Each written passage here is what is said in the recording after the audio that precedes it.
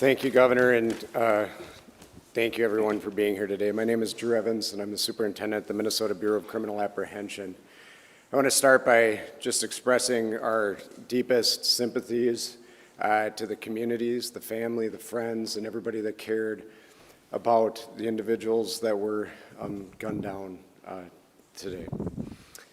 When we have individuals like this in our political leadership, they're not only political leaders, but they're members of the community, well-known members of the community, that the tragedy in a situation like this is not only for them, their friends and families, but us collectively, the communities they represent, us as a state of Minnesota as a whole.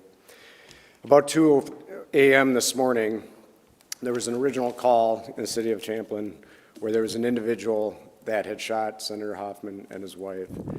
Police responded to that location. They were dealing with that and working through that process overnight.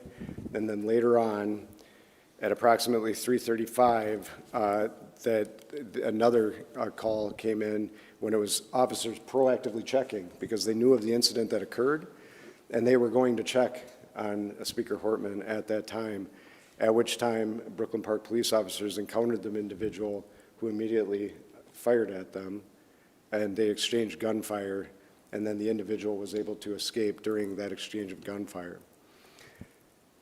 At the residence in Champlin, there was life-saving measures that were provided there. Both individuals were transported, as was previously noted, and they both received surgeries for their injuries at the hospital, and their conditions are at this time, both those individuals, Senator Hoffman and his wife, are both alive at this time, but they suffered gunshot wounds and are obviously in a difficult situation. But we're cautiously optimistic that they will continue to improve. At this time, it is a very active scene still, as you've seen. The Brooklyn Park Police Department, along with other members, the Hennepin County Sheriff's Office, State Patrol, FBI, BC, and many others are actively engaged in a manhunt for the individual that we believe is responsible for this. And so we'll be sharing the identity with those individuals as this progresses, but I'm going to caution you, I know there's going to be a ton of interest in this. We're not at the position we can do that as we're actively searching for that individual. Right now, just as noted, we have teams. Hennepin County Sheriff's Office and Champlin are working at the scene there that occurred there, and then we are also, as we're stabilizing this between Brooklyn Park, working on the homicide investigation with Brooklyn Park Police, the BCA, FBI is assisting there as well, and we'll be conducting a crime scene investigation there. And then the individuals that were killed will be doing autopsies of those individuals to determine the extent of their injuries and how they passed away.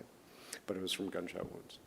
At this time, I will answer questions after Commissioner of Public Safety Bob Jacobson speaks, but we'll be happy to take a few questions.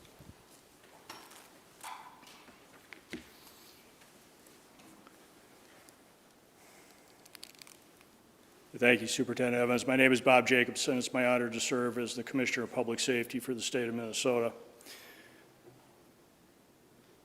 This is a dark day today for Minnesota and for democracy, but we will not allow fear or violence to define who we are or how we move forward.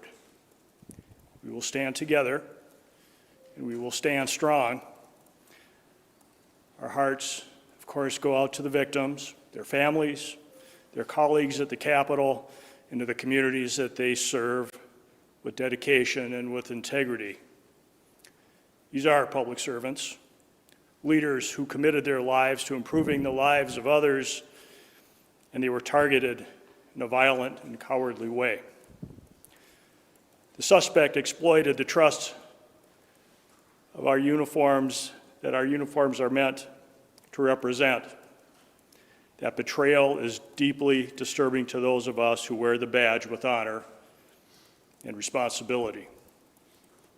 We want to reassure the public that there is increased security in place for elected officials and others who may be at risk. If you see anything suspicious, especially involving individuals impersonating law enforcement, please report it immediately by calling 911 or your local police department. With that, I'll step back and we will be available for any questions. Thank you. One reminder, please, as you ask your first questions, please don't forget to introduce yourselves, your media organization, and to the folks answering the questions, please don't forget to repeat the question.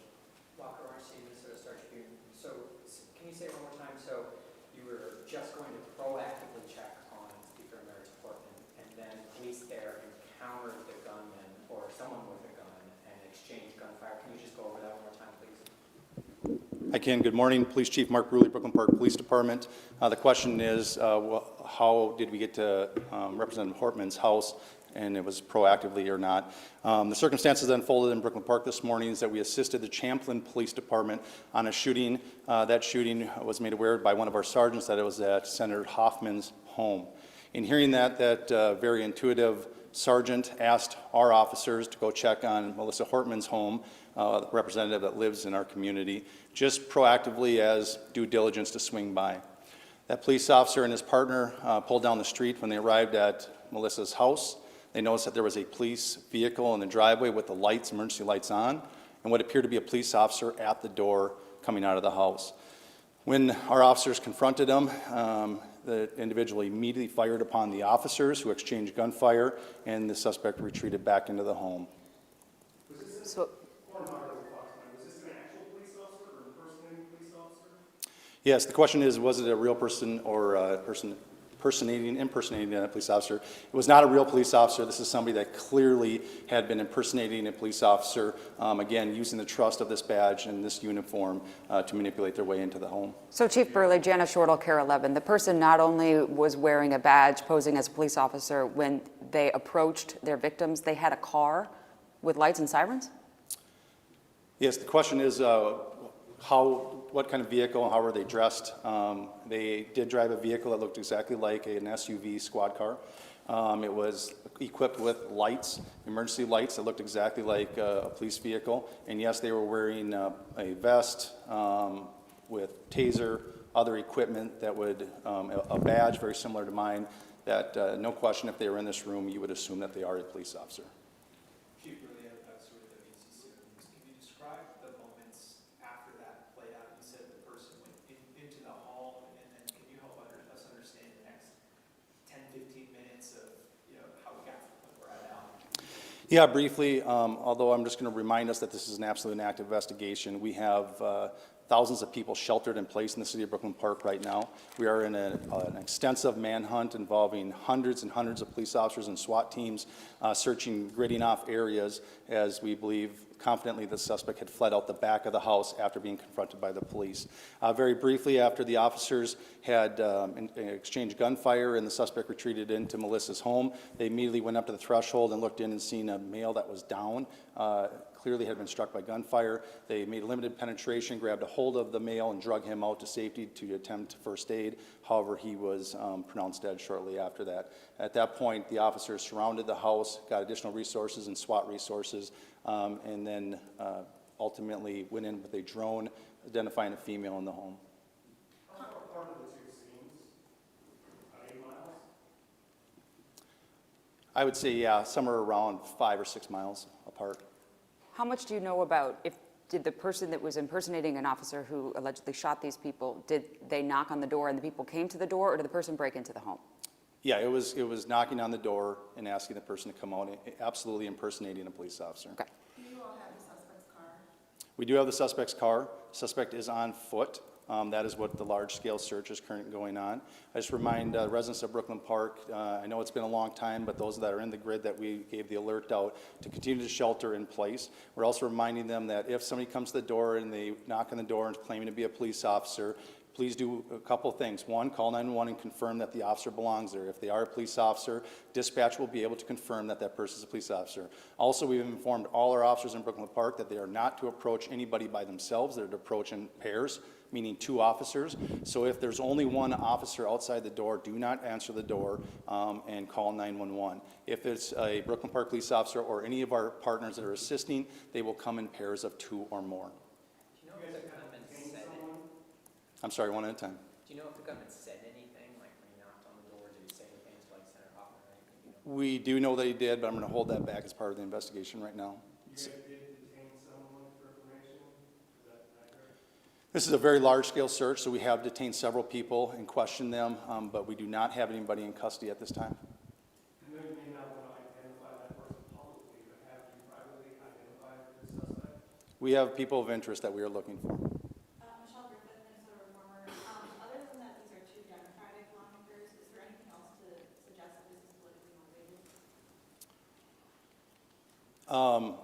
Again, I'm going to hold back most of the information. This is part of the investigation that we completed. This is rapidly evolving, just occurred a few hours ago, and we're trying to sort it out. We have partners from the FBI, the BCA, the Hennepin County Sheriff's Office, and almost every suburban agency in our community helping us with this. So it's very complex and working on it. What I will tell you, when we did a search of the vehicle, there wasn't a manifesto that identified many lawmakers and other officials. We immediately made alerts to the state who took action on alerting them and providing security where necessary. And that's about, I'll stop there. Chief, thank you very much. We're going to take one more question. Drew, with the BCA, can I ask just, you used the word targeted, and that's kind of along the lines of Michelle's question in terms of politics, Democrats or Republicans. These are both Democratic lawmakers. You said the word targeted. So targeted because they're politicians or targeted because they're Democratic politicians? So the question is were they targeted, and when I use the term, why am I using the term? As Chief Bruley noted, there was a list of individuals, and the individuals that were targeted in this situation were on that list. And so when we're looking at that, as Chief Bruley said, it's far too early in the investigation to be able to provide information, but I do think we'll be in a position where we'll be able to develop the motivation behind these attacks, and we'll be able to provide more information as this unfolds. And so that's part of the reason we're using it, is I think there's some preliminary information that is telling us kind of where this is headed, but we need a lot more work done by all the teams that are here working on that to be able to provide that with you with a degree of accuracy. Thanks. Thank you. Quite a few. Rally at the Capitol today. Thank you. Is that still? Yep, hold on. Colonel, do you want to talk about the rally at the Capitol? Thank you. Good morning, Colonel Bogoyevich with the State Patrol. We are aware of the demonstrations across Minnesota, including the Capitol and across the nation. We will work with our state partners and our local partners to provide security and safety for those that attend. Christy Miller, Pioneer Press, can you confirm that you will have a sniper station at the Capitol today? The question was, will we have a sniper at the Capitol? We don't discuss our security plans on the Capitol grounds. Colonel, thank you. Good. Thank you very